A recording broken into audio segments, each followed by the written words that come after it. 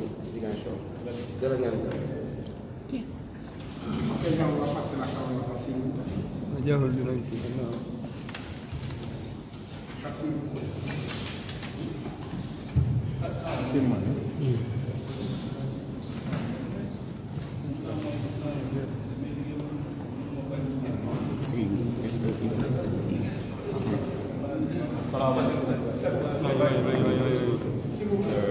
Bonsoir à tout le monde.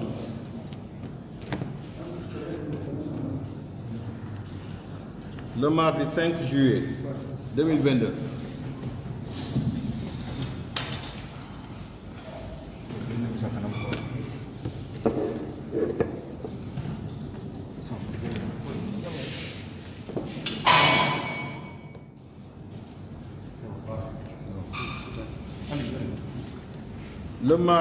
juillet 2022, des étudiants de l'université Cheikh Anta Diop de Dakar, ressortissants de Ziguinchor, ont tenu un point de presse, au cours duquel ils ont déclaré être menacés d'expulsion de l'immeuble dans lequel ils sont logés. Pour défaut de paiement, ces étudiants ont également déclaré que de juin 2021 à juin 2022, la mairie de Ziguinchor n'a pas payé le loyer. En notre qualité d'adjoint maire chargé de la jeunesse, des étudiants et de la sécurité municipale, nous avons jugé nécessaire de rétablir la vérité des faits. À notre arrivée à la mairie de Ziguinchor, nous avons trouvé une convention de location signée entre la mairie et le bailleur de propriété d'un immeuble situé à Grand Dakar. Au terme de celle-ci, la mairie doit s'acquitter d'un paiement semestriel de 5 400 et quelques mille. Après notre installation, au mois de février, des étudiants nous ont rapprochés, nous ont fait part d'une dette de location de la mairie de Ziguinchor envers le bailleur. Pour avoir plus d'informations sur ça, nous avons pris contact avec ce dernier. Après contrôle, il s'est avéré que le paiement était soldé, à savoir que même la facture couvrant la période allant de juillet à décembre 2021, que les étudiants ont déclaré en souffrance, avait bel et bien été acquittée. C'est d'ailleurs pour cette raison qu'ils sont à ce jour logés dans l'immeuble et n'ont jamais été fait l'objet d'expulsion.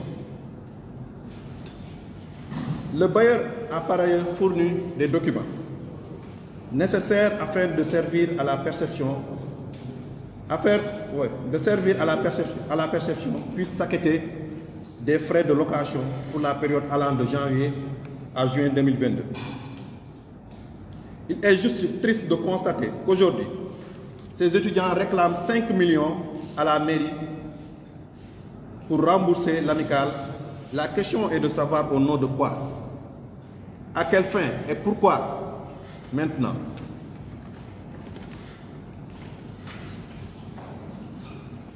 Ce que ces étudiants semblent oublier, c'est qu'une convention ne les lie à la mairie.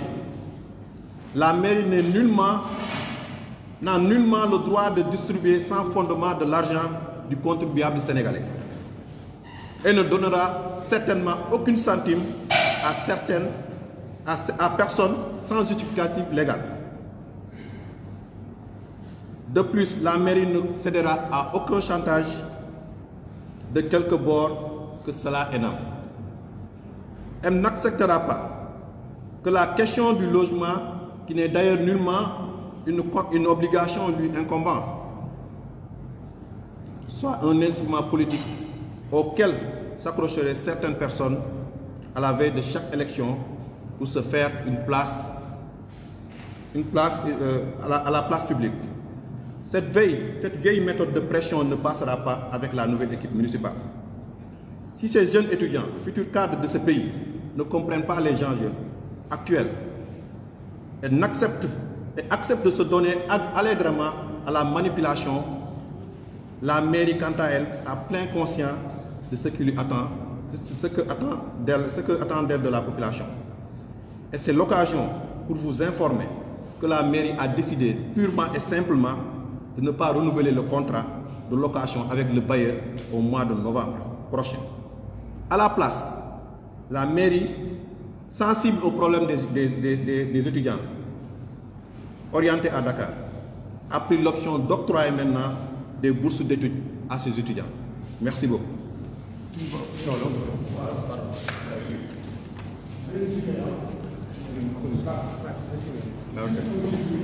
salaamaaleykum mbokk yi di leen nuyu di leen sant di rafetlu seen ñëw ci teewaay conférence de presse bi du moins point de presse fii barki démb sax du moins ay jeunes étudiants ressortissants de la commune de Ziguinchor génn nañ def point de presse wax ak population bi ni ñoom en tout cas gis nañ ni mairie bi taxawul benn yoon ci lépp li jëm ci loi loolu mu jaaxal du trop ba tax na man mi en tout cas nekk adjoint au maire chargé de la jeunesse en même temps nekk adjoint au maire qui gère lépp li nga xam ne mooy étudiant ma yoroon dossier bi en réalité boo jëlee historique bi ma defal leen ko tuuti tënkuma ko fii ndax bu ñu ñëwee juste étudiants yooyu noonu dañ ñoo jege si woon ñu ne ñu mairie bi fi nekkoon amel na bailleur bi nangami million il faut que ngeen gis ak sa monsieur le maire comme ça ngeen régler ko ndax ñun sonn nañ bu ñu ko waxee comme suñu liggéey mooy di lépp li nga xam ne jafe-jafe koo xam ne képp koo xam ne population bi la bokk bu Ziguinchor ñu taxaw ko ci lañ dem waxtaan ak bailleur bi nee nañu fii de ba fii ñu toll nii amul benn dette boo xam ne mairie bi amel na la ci laa woo jeunes yooyu ma ne leen mais yéen bailleur bi nee na kenn amelu ko dara lan moo xew ñu ne non il s'est trouvé que il y a une bonne volonté bi ñëwoon jox ñu 5 millions léegi ñun dañoo bëggoon mairie bi remboursé ñu wax leen ni ñun méthode boobu duñ ko doxee te buñ leen ñun lan moo ñuy prouver ni am na ku leen jox xaalis lan moo ñu prouver nii ñoom yëgal nañu mairie bi wala la yëgal ñu ko amuñu benn notification bu jëm ci côté boobu man maa waxtaan ak ñoom indi leen ba ci kanam monsieur le maire ñu toog waxtaan mu wax leen lu leer ma ne leen lii mënuma ko mais lii mën naa ko je prends l'engagement en tout cas ma poursuivre aventure bi nga xam ne fekk naa ko fi benn contrat liant le bailleur avec la mairie de Ziguinchor dinaa ko continuer ci lañ dem ñëpp dem ñu jox ñu benn projet de lits superposables maire bi ne léegi dina xool moom sax lañ doon étudier dina xool nan la koy liggéeyee ci loolu jékki saa gis jeunes yi génn di def front def seen point de presse te am na yu bëri ñu dégg ñoo xam ne seen nit sax ñoo ñu woo di ñu ko wax ay agissement yoo xam ne am na fa moo ni réellement am na lu nekk ci ginnaaw politique mu ngi ci ginnaaw donc loolu comme tey ñu ngi ci institution boo xam ne c'est apolitique loolu duma ko fi énoncé mais dinañ ñëw ci politiquement dinañ ci ñëw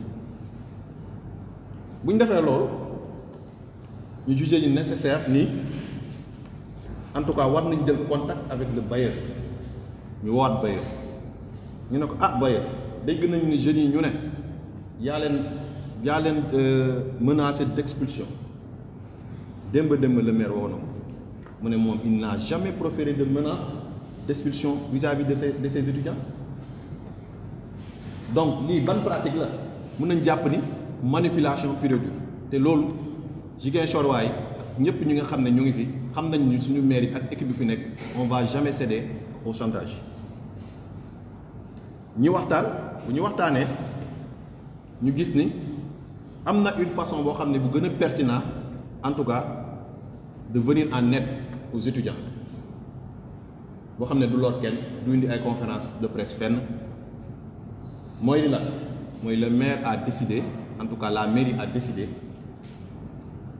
lépp li nga xam ne mooy location bu ñu doon fayal étudiants yi nga xam ne ñoo nekk Dakar duñu renouveler contrat bi au mois de novembre ñu ni nag loo xam ne remplacer ko loo xam ne lu gën a pertinent mooy étudiants yi nga xam ne ñoo gën a soxla ndimbal ñu jox leen ay bourses d'études donc ci loolu laa tënk waxtaan bi di leen remercier bu baax a baax.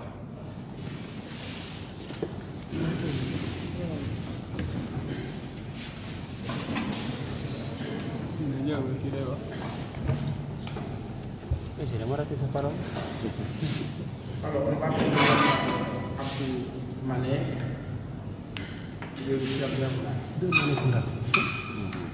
Deux Mané Kounda. C'est bon, on peut y aller.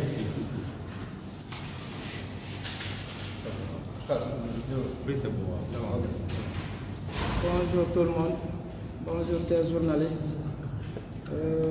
C'est Abdou Mané, adjoint au maire, chargé de l'urbanisme et de l'habitat. Je participe à ce point de presse juste pour donner un conseil à nos jeunes frères qui sont au niveau de l'université Cheikh Anta Diop. Juste un conseil, leur dire d'éviter d'être manipulés par des politiciens encagoulés. Puisque nous savons tous celui qui est derrière ces étudiants, ce groupuscule d'étudiants. Ce n'est pas le maître. C'est pas le maître qui est à l'origine de ça, mais il y a un politicien encagoulé qui est derrière 3 ou 4 jeunes qui font tout ça là. Mais ils sont très petits pour ternir l'image de la municipalité de Ziguinchor, puisque les Ziguinchorois ont beaucoup d'espoir à cette équipe. Ces jeunes ont été manipulés. Ils ont été manipulés, on les a payés pour faire tout ce cirque-là. Mais nous n'allons pas tomber dans leur piège et nous ne serons pas petits. Parce que les Ziguinchorois ont voté pour nous sur la base d'un programme. Nous n'allons pas nous laisser divertir par ces jeunes. C'est juste un conseil. Ils n'ont qu'à se concentrer sur leurs études et être utiles pour le pays demain. Et éviter ce genre de choses. Nous, les Ziguinchorois ont voté pour nous sur la base d'un programme. Et ce programme-là, nous allons le démarrer juste après l'hivernage. Beaucoup de projets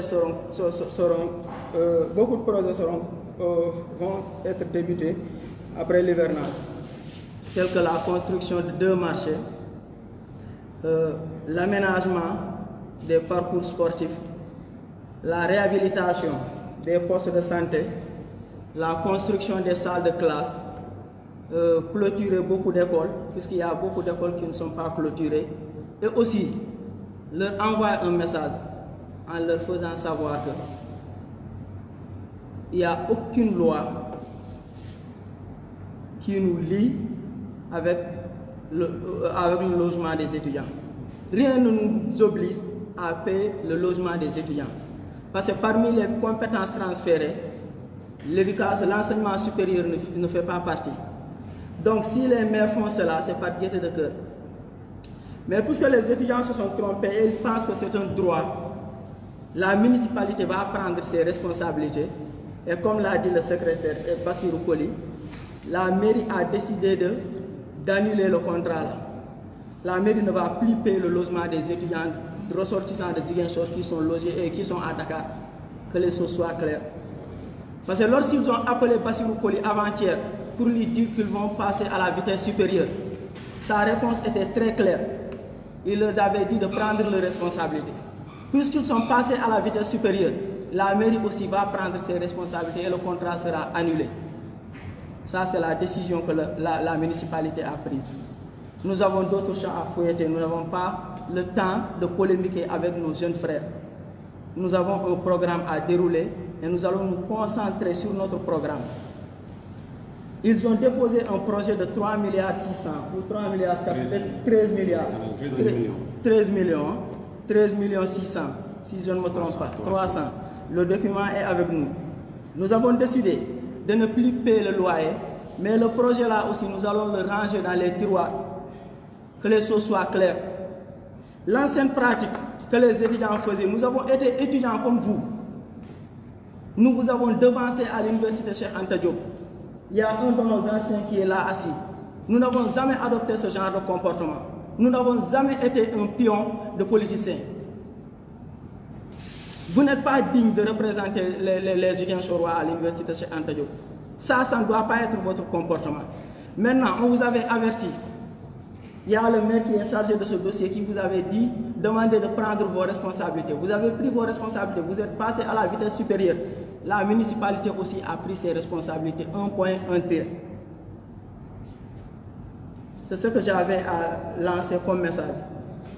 Merci beaucoup. Qui est ce politicien Ah non, non, non, nous ne sommes pas là pour polémiquer. Ce qui est sûr, c'est que nous avons toutes les informations avec nous. Nous avons toutes les informations. Ce politicien avait pris une caravane pour ses étudiants pour aller supporter le Casa Sport lors de la finale. Il les avait donné de l'argent.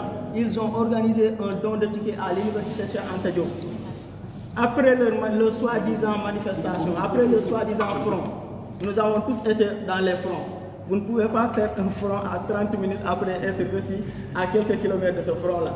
Nous savons qui est derrière tout ça, mais nous ne sommes pas là pour polémiquer. Nous avons des responsabilités. Si nous restons là à polémiquer avec ces jeunes-là, c'est manquer de respect aux Ziguinchorois qui nous ont fait confiance et qui ont voté pour nous. Nous, notre seul objectif, c'est de mener notre mission, qui est ce qu'on avait dit, on avait promis aux Ziguinchorois, c'est-à-dire le projet Bourok, le mener durant ces 5 années. C'est ça notre principal objectif, et pas rester là à polémiquer avec les jeunes frères qui n'ont par exemple pas compris les enjeux de l'heure. Je sais qu'il y a parmi eux ceux qui n'ont pas compris les enjeux de l'heure. Mais 90% parmi ces étudiants-là qui sont du maître, ils ont compris les enjeux. Depuis hier, nos téléphones sont même prêts à exploser. Nous avons pas mal d'appels de la part des jeunes qui font partie de cette structure, qui nous disent qu'ils n'ont pas été informés et qu'ils ne font pas partie de ce groupe. Mais ils seront obligés de payer les pots qu'ils n'ont pas cassés. Parce que c'est leur dirigeant, c'est leur soi-disant dirigeant. Les jeunes qui ont fait ce point de presse-là font partie de ce mouvement. C'est ce qu'on leur avait dit. S'ils ne font pas partie, eux, ils n'ont qu'à sortir et tenir un point de presse contradictoire. C'est ce que la municipalité attend d'eux. Merci beaucoup. Par rapport à ce changement de paradigme, ne pas payer l'allocation, remplacer ça par des bourses. Est-ce que cette nouvelle donne va être globale par rapport aux différentes universités? Non, ou bien c'est spécifique simplement à Dakar? Non, c'est spécifique simplement à Dakar. Parce que les autres universités n'ont pas de problème. Le SG l'a expliqué. Ils ont payé le loyer des autres universités. C'est l'université de Dakar qui a ce problème. Donc le problème est spécifique à l'université Cheikh Anta Diop de Dakar. Oui. Voilà. Je suis un journaliste, je suis assistance, je suis un tour ak sa centre. Abdou Mané, adjoint maire chargé de l'urbanisme et de l'habitat. Je suis venu juste pour donner des conseils. Parce que si vous avez des problèmes, ce n'est pas bâti démo. Le SG est là pour expliquer les détails. Le maire chargé du dossier, chaque jour, je vais expliquer le dossier. Les étudiants ont un peu de temps pour les maire, mais les étudiants, mais ça conseil pour moi, je suis jeune. Le Sénégal, il y a un peu de temps. Nous faisons des pions politiciens. Parce que ce que nous problème, c'est que les étudiants veulent être pions politiciens. Et lolu manam honorewul li len fa bay ñun ñi len fa jitu defuñu ko won ñun ñi ñu fa jitu suñu madiani ni ñi ñu fa jitu fi ku ko xam xam ko ci kekendo taxaw ñu won nonu ñun aussi biñu len fété fofu taxaw ñu won nonu donc jeunes yi nañu ressaisir ñu éviter politiciens yi len di duggal ci ay erreurs. Ils sont très jeunes et le pays a besoin d'eux. Sénégal manam yaakar na ci ñom pour bu suba ñu jëriñ réew mi. Mais pratique yi ñu commencé ni vraiment yoon bu ñu jël baaxul conseil lañ leen di jox conseil de frère lañ leen di jox nañu moytu xool fu ñuy teg seen tànk parce que seen waajur yaakaar nañ ci ñoom te réew mi yaakaar na ci ñoom nañu concentré ci seen jàng jàngaleen fa yóbbu su ma nee jàngaleen fa yóbbu seen comportement bi am na lu muy nuru parce que mënuma comprendre étudiant bi ne da nga bëgg ñu fayal la sa logement bi élection yi di jub si dañ bëggoon teg pression Abdoulaye Baldé parce que fayul woon location mu am politicien bu bokk ak Abdoulaye Baldé Ziguinchor fii bokk coalition kooku woo leen jox leen 5 millions ñu dem fay loyer bi étudiants yi nag bu ñu fayee loyer boobu ko nouvelle équipe bi installé wu la ñu ñëw ne comme fay nañu loyer boobu mais dañ leen ko may na maire bu bees bi ci bureau la ñu toog lu suñu ragaluñu ne maire bi léegi ñun da ngay jël 5 millions liquide nga jox ñu ko nga remboursé ñu parce que si 5 millions yi ñu fayoon dañ ñu ko may foofu la problème bi jógee dañ doon ut xaalis maire ne leen pratique yooyu dafa jeex mënatul nekk ñun traité wuñu ak yéen location te duñ leen mës a seetaan ñu leen di expulsé loolu xel xalaatu ko ndax mairie bi moo jëloon engagement te nouvelle équipe bu ñëw état continuité la mairie bi dina continuer di fay loolu mais booy 5 millions yi ñu jotul ci loxo maire moo leen dérangé mais en réalité du loyer bi ndax bailleur bi expliqué na lu muy expliqué kii te expliqué na lu muy expliqué monsieur le maire musu ci waxtaan ak ñoom musu leen wax ni waxu expulsion musul am donc booy 5 millions yi leen politicien boobu mayoon ñu dem fay moom la ñu bëgg a récupérer ci le président le maire actuel Ousmane Sonko mu bañal leen ko loolu kese foofu la problème bi nekk ñuy wax ni booy nag xam nañu kan moo nekk seen ginnaaw xam nañ ci nekk seen ginnaaw mais nekk fii di polémique ak sunuy ràkk c'est manquer de respect aux Ziguinchorois waaye ñun dañ leen jaay programme ñu jox ñu seen voix ci base programme boobu te programme boobu lañ bëgg a dérouler incha allah juste après nawet dinañ ko commencer ci programme bi bokk na ci tabax ay marché yu bees benn marché au poisson aussi dinañ ko tabax incha allah buñ ci jógee gis nañ ni école yu bëri amuñu mur de clôture dinañ clôturer école yu bëri am na aussi ay abri provisoire yi fi nekk dinañ tabax ay salle de classe ak aussi parcours sportif dinañ ko def ci 6 quartiers pour un premier temps 6 quartiers Ziguinchor dina am ay parcours sportif ay complexe sportif waaw ak aussi aménager des espaces publics parce que Ziguinchor fu mu toll nii amul benn espace public te dafa ruslu boo génnee par exemple dem Dakar boo xatoon sa néeg sax da ngay génn def ci benn jardin public féexlu soit nga génn ak sa soxna wala ak say doom nga dem féexlu mais Ziguinchor amul benn espace bu ngeen mën a féexlu te loolu dafa bokk ci priorité équipe bu bees bii quartier bu am espace bu disponible dinañu fexe aménager leen ko defal leen fa espace public nga xam ni saa yu tàngee waa quartier bi mën nañu génn féexlu foofu loolu moom mooy suñu projet loolu la ñu waxtaanee woon ak Ziguinchor waaye ci suñu projet bi te incha allah juste après nawet dinañu commencer projet yooyu yëpp dinañ leen déclencher en même temps wax la ni nag polémique indiwuñu fii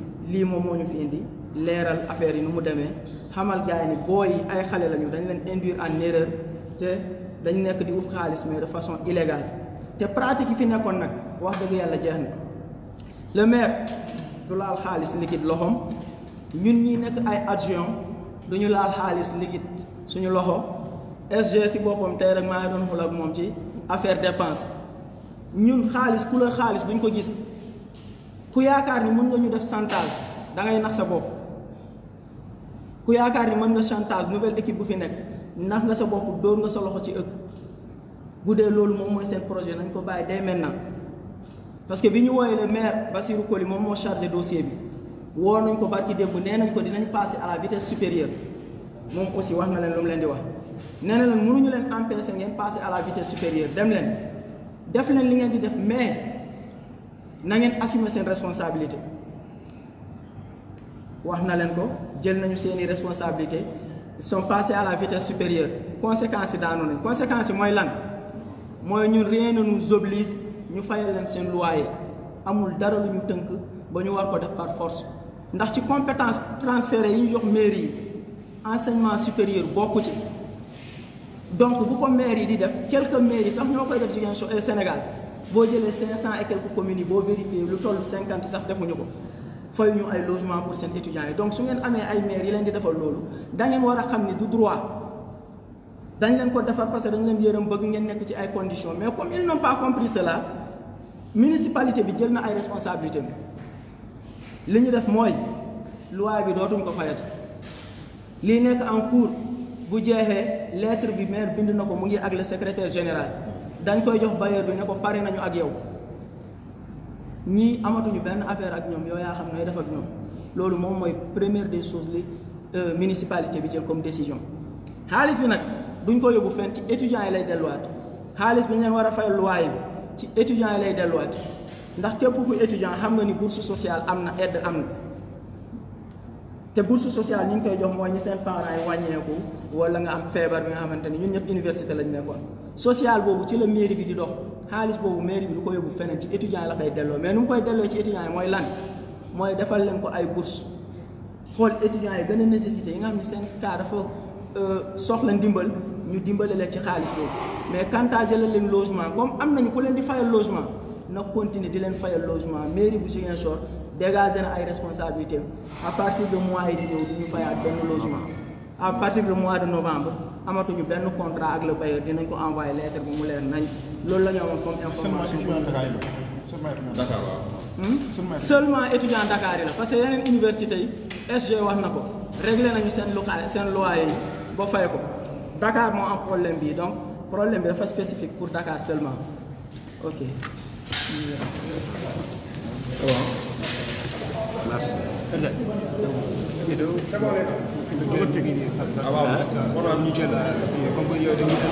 C'est pour la mairie de la radio municipale. Ah, léegi loolu moo koy jël direct. waaw nga kii at rek. waaye parce que j'aime pas le micro de wala.